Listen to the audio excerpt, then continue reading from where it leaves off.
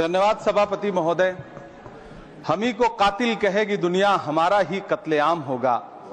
हम ही कुएं खोदते फिरेंगे, हम ही पे पानी हराम होगा। सभापति महोदय, सन 1947 में दिल्ली की जामा मस्जिद की तारीखी सीढ़ियों पर खड़े होकर के भारत रत्न मौलाना अबुल कलाम आजाद साहब ने कहा था कि मुसलमानों कहां जा रहे हो, यह है तुम्हारा मुल्क, यहां तुम्हारे आबाओ अजदाद की कब्रें हैं। उस वक्त मौलाना आजाद की ये सदाएं सुन करके लोगों ने अपने सरों की गठरियां उतार करके रख दी थी। आज उसी दिल्ली में मौजूद देश की संसद में एक बिल आया है जो हमसे उसी जामा मस्जिद की सीढ़ियों के सबूत मांगेगा, जो उन्हीं सीढ़ियों के पास अपनी कब्र में सोए हुए मौलाना आजाद को फिर से कब्र से सदा देनी पड़ेगी कि ये जो कब्र है वो मेरी कब्र है, ये किसी सरकार की जागीर नहीं है। सभापति महोदय, मैं जहां खड़ा हूं इसी संसद भवन के सामने सड़क के उस पार अपनी कब्र में सोए हुए भारत के पूर्व राष्ट्रपति फखरुद्दीन अली अहमद की कब्र है। शायद अब उस कब्र से भी सदाएं आए कि ये कब्र मेरी कब्र है, ये सरकार की जागीर नहीं है। सभापति महोदय, मैं वक्फ कानूनों में किए जा रहे संविधान विरोधी बदलावों के खिलाफ बोलने के लिए खड़ा हुआ हूं। संविधान का आर्टिकल 14 हो, 29 हो, 30 हो, चीख चीख कर कहता है कि देश में सब बराबर के हकदार हैं। आर्टिकल 26 कहता है कि सबको अपने अपने मजहबी कामों के लिए मंदिर, मस्जिद, गिरजाघर, गुरुद्वारों का निर्माण करने का हक है और उसका रखरखाव का भी हक है।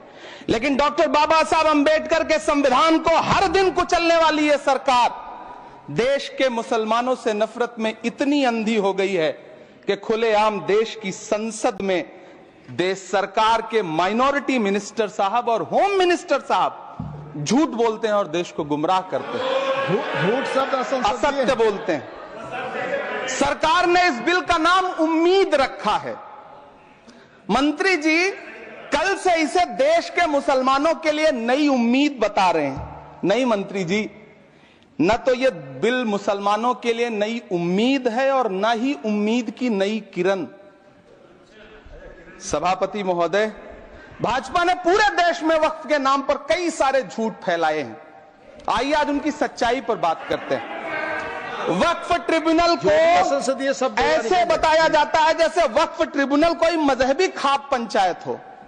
सभापति महोदय, जबकि सच्चाई यह है कि वक्फ ट्रिब्यूनल भी तो सरकारी न्यायिक विभाग है जिसमें सरकार द्वारा नियुक्त जज होते हैं, जिसमें प्रशासनिक अधिकारी होते हैं, कहीं ऊपर से थोड़ी आ गए।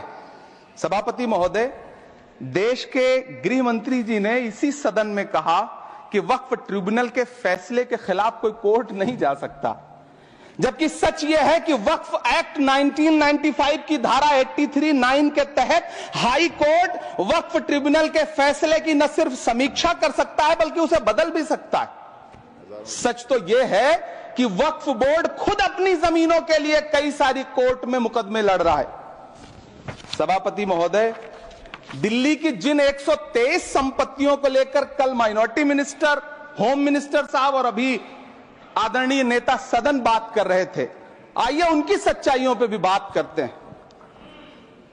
1911 में जब अंग्रेजी हुकूमत ने कोलकाता के बजाय दिल्ली को राजधानी बनाने का फैसला किया तो रायसीना हिल्स के चारों तरफ जो मुसलमानों की ढेर सारी जमीनें थी उनको एक्वायर किया गया और लुटियन को इसकी तामीर की जिम्मेदारी सौंपी गई। सेंट्रल विस्टा की तरह लुटियन जोन का मेगा प्लान तैयार हुआ, लेकिन उस वक्त के मुसलमानों ने उस वक्त की अंग्रेजी हुकूमत से अपनी इबादत गाहों को बचाने के लिए लड़ाई लड़ी। मामला ब्रिटिश गवर्नमेंट तक पहुंचा। तब यह तय हुआ कि वो जो धार्मिक स्थल हैं उन्हें जस का तस रहने दिया जाएगा। इंडिया गेट के बगल वाली मस्जिद हो, जाब्तागंज, सुनहरी बाग मस्जिद हो, पार्लियामेंट रोड वाली मस्जिद हो, ऐसी 123 संपत्तियों के मैनेजमेंट के लिए 1913 में मुसलमान वक्फ वैलिडेशन एक्ट बना और उसके बाद एक नया शहर बसाया गया जिसे लुटियंस जोन का नाम दिया गया। फिर 1943-45 के बीच एक और समझौता हुआ आजादी से पहले उसके तहत काफी सारी वक्फ जायदादों को सुन्नी मजलिस औकाफ बनाकर उसके अंडर किया गया ताकि उसकी देखरेख की जा सके। गृह मंत्री जी 2 दिन से सदन में जो बात कह रहे हैं वो दरअसल 123 संपत्तियां उसी सुन्नी मजलिस औकाफ के तहत आती है। सभापति महोदय, आजाद भारत आजाद हुआ। आजादी के बाद भारत में 1954 में वक्फ एक्ट लागू हुआ, जिसकी धारा 9 के तहत 1964 में केंद्रीय वक्फ काउंसिल का गठन हुआ। दिल्ली की वही 123 प्रॉपर्टीज को 1970 में सर्वे गजट करके गजट नोटिफाई किया गया। इसके निपटारे के लिए पूर्व प्रधानमंत्री इंदिरा जी के द्वारा 1974 में एक बर्नी कमेटी बनाई गई। बर्नी कमेटी ने 1976 में इन 123 संपत्तियों को दिल्ली वक्फ बोर्ड की संपत्ति होने की रिपोर्ट सौंपी। उस रिपोर्ट के आधार पर 1984 में कांग्रेस सरकार ने उन 123 प्रॉपर्टीज को दिल्ली वक्फ बोर्ड को सौंपने का फैसला किया, जिसके खिलाफ विश्व हिंदू परिषद कोर्ट गई। मामला 2011 तक पेंडिंग रहा। फिर 2011 में कोर्ट ने सरकार को आदेशित किया कि इसका निपटारा करो।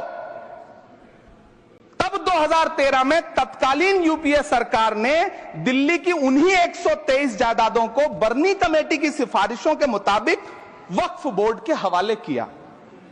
यही वो प्रॉपर्टीज हैं जिनके नाम से गृह मंत्री जी कल से कांग्रेस को कोस रहे हैं। फिर आई 2014 में भाजपा की सरकार, जो तब से इन जमीनों को हड़पने की साजिश कर रही है। जिस बिल को मुसलमानों के हुकूक की हिफाजत करने वाला बिल बताया जा रहा है, उसी को पेश करने के लिए और उस पर बात करने के लिए लोकसभा में भाजपा सरकार के पास एक भी मुस्लिम सांसद नहीं है। जिस वक्त, मैं लोकसभा कह रहा हूं, सुना करिए, जिस वक्फ बिल को मुस्लिम महिलाओं को हक दिलाने वाला बताया जा रहा है, उसे संसद में पेश करने वाली पार्टी के पास न तो राज्यसभा में, न लोकसभा में, न देश की किसी विधानसभा में एक भी मुस्लिम महिला सदस्य नहीं। कल किरण रिजिजू जी कह रहे थे कि रेलवे की जमीनें देश की जमीनें हैं, डिफेंस की जमीनें देश की जमीनें हैं। हां मंत्री जी, हैं, बिल्कुल हैं। ये जो वक्फ की जमीनें हैं, ये हमारे पुरखों ने धार्मिक कामों के लिए डोनेट किया है। तो हम भी तो इसी देश के नागरिक हैं, हम भी तो इसी देश के बेटे हैं। तो वक्फ की जमीनें भी तो इसी देश की जमीनें हैं, उनको पराया क्यों बोलते हैं आप? सभापति महोदय, अशफाकुल्लाह खान जब फैजाबाद की जेल में फांसी के फंदे पर झूल रहे थे, तो इसी देश की जमीन के लिए झूल रहे थे ना। सभापति महोदय, अंडमान की जेल में काला पानी की सजा काटकर अपनी जान देने वाले मौलाना फजले हक खैराबादी हो या शेर खान अफरीदी हो, वो भी तो इसी जमीन के लिए अपनी जान दे रहे थे ना। सभापति महोदय, पाकिस्तान के खिलाफ लड़ते हुए अपनी जान देने वाले महावीर चक्र विजेता ब्रिगेडियर उस्मान हो या पाकिस्तान के पैटर्न टैंक उड़ाने वाला परमवीर चक्र विजेता वीर अब्दुल हमीद हो, वो भी तो इसी जमीन के लिए अपनी जान दे रहा था ना। और मंत्री जी, मैं इस सदन में अलल ऐलान ये कहता हूं कि जब भी इस देश की जमीन को लहू की जरूरत होगी, आपसे 2 कदम आगे इमरान खड़ा मिलेगा। ये मैं आपसे यकीन दिलाते हुए कह रहा हूं। सभापति महोदय, मैं सरकार से कहना चाहता हूं, हमसे हमारी इबादत गाहें तो मत छीनिए ना, हमारे घरों पे बुलडोजर तो मत चलाइए ना, हमारी कब्रों में तो हमें सुकून से सोने दीजिए ना।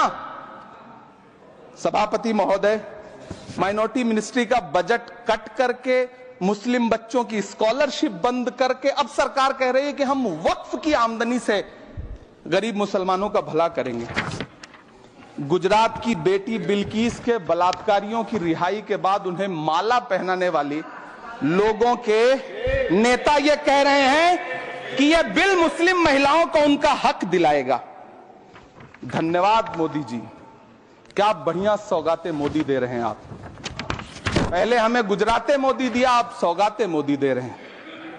लेकिन यह सरकार इतना याद रखे कि इसी ठसक के साथ देश की संसद में सीए का कानून भी लाया गया था और कहा गया था बड़े बड़े भाषण देकर के कि पड़ोसी देशों से हिंदू भाइयों को ला करके यहां नागरिकता दी जाएगी। लेकिन मैं आपके संज्ञान में लाता हूं सर कि पिछले इतने दिनों में इनसे नागरिकता लेने के लिए 2000 व्यक्ति भी नहीं आए, जबकि इसके उलट इन्हीं की सरकार में पिछले 10 साल में 15 लाख से ज्यादा भारतीयों ने भारत की नागरिकता छोड़ करके दूसरे देश में जाकर के बस गए। यह हुआ उस कानून का अंजाम। सभापति महोदय, इसी तरह की जिद के साथ किसानों के खिलाफ भी कानून लाए गए थे। जिस तरह आज वक्फ के फायदे गिनाए जा रहे हैं, उसी तरह से किसानों को भी कृषि कानूनों के फायदे गिनाए गए थे। लेकिन अंजाम क्या हुआ? 700 किसानों की शहादत लेने के बाद सरकार को अन्नदाता किसानों के सामने घुटने टेकने पड़े और कृषि कानून वापस लेने पड़े। जिल्ले इलाही, जमहूरियत जो है वो नफरत और ठसक से नहीं चलती है, अकड़ से नहीं चलती है। उसमें सबकी हिस्सेदारी जरूरी है। कल देश के माइनॉरिटी मिनिस्टर ने लोकसभा में खड़े होकर एक शेर सुनाया था कि मुझसे कोई बदगुमान न हो, तो मैं उन्हें एक शेर सुनाना चाहता हूं कि मैं आज जद पे हूं तो इतना खुशगुमान न हो, मैं आज जद पे हूं तो इतना खुशगुमान न हो, चराग सबके बुझेंगे हवा किसी की नहीं। नीतीश कुमार जी हो, चंद्रबाबू नायडू जी हो, चिराग पासवान जी हो, जयंत चौधरी जी हो, देवे गौड़ा जी हो, जीतन राम मांझी जी हो, सबको समझना पड़ेगा कि जब जंगल में आग लगती है तो न वो बरगद बचते हैं जो हवा को आंधी में तब्दील करते हैं, न वो बांस बचते हैं जो आपसी रगड़ से चिंगारी पैदा करते हैं। सभापति महोदय, जब देश को मनमोहन सिंह साहब जैसा काबिल प्रधानमंत्री मिलता है तो देश को आरटीआई जैसा एक्ट मिलता है, सेज जैसा एक्ट मिलता है, मनरेगा जैसा एक्ट मिलता है, लिबरलाइजेशन मिलता है, राइट टू एजुकेशन मिलता है, नेशनल फूड सिक्योरिटी एक्ट मिलता है। लेकिन जब देश को सौगातें मोदी मिलती है तो क्या मिलता है? सीए मिलता है, फॉर्म्स लॉ मिलता है, आर्टिकल 370 मिलता है, इलेक्टोरल बॉन्ड जैसा एक्ट मिलता है और वक्फ अमेंडमेंट एक्ट जैसे बिल देश को मिलते हैं। मुझे तो अपने हमवतन भाइयों से पूछना है कि आपको अपने बच्चों की तरक्की, खुशहाली और नौकरी की दरकार है या फिर मुसलमानों की दान की गई जमीनों को लूटकर धन्ना सेठों को देने की साजिश करने वाले कानून की?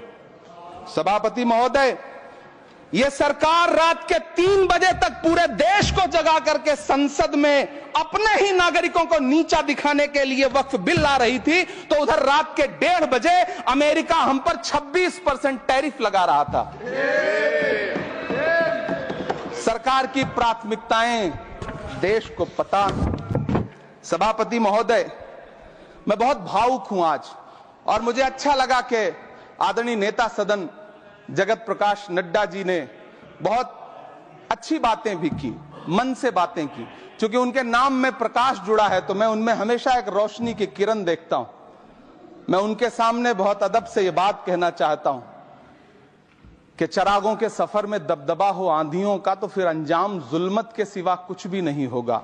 यह दुनिया नफरतों के आखिरी स्टेज पर है, इलाज इसका मोहब्बत के सिवा कुछ भी नहीं होगा। मैं भावुक हूं, मेरी पलकें गीली हैं।